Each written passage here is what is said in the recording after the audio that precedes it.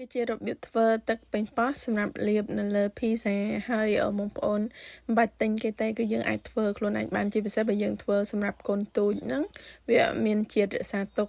សម្រាប់វិធីធ្វើគឺនាងខ្ញុំយកប៉េងប៉ោះយកមកកិន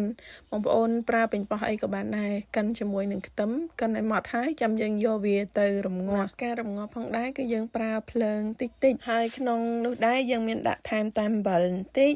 ហើយបើសិនជាប៉េងប៉ោះរបស់បងប្អូនប្រើប៉េងប៉ោះនៅខ្មែរជូរពេកបងប្អូនអាចថែមស្ករបន្តិចផងដែរហើយយើងកូរវារហូតតតែវាស្អិតល្អសម្រាប់នាងខ្ញុំដោយសារប៉េងប៉ោះនេះរាងផ្អែមអញ្ចឹងហើយវាមានជាតិជូរសោះនាងខ្ញុំថែមក្រូចឆ្មាបន្តិចហើយនឹងអំបិលបន្តិចអត់មានថែមស្ករទេដោយសារតែប៉េងប៉ោះនេះផ្អែមយកតែម្ដងហើយបន្ទាប់មកបងប្អូនយកវារំងាស់តតែវាបានស្អិតបែបនេះដើម្បីងាយស្រួលក្នុងការប៉ាតនៅលើភីហ្សានិយាយទៅធ្វើងាយស្រួលហើយយើងអត់ហត់ចំណាយលុយច្រើនហើយសុខភាពល្អទៀត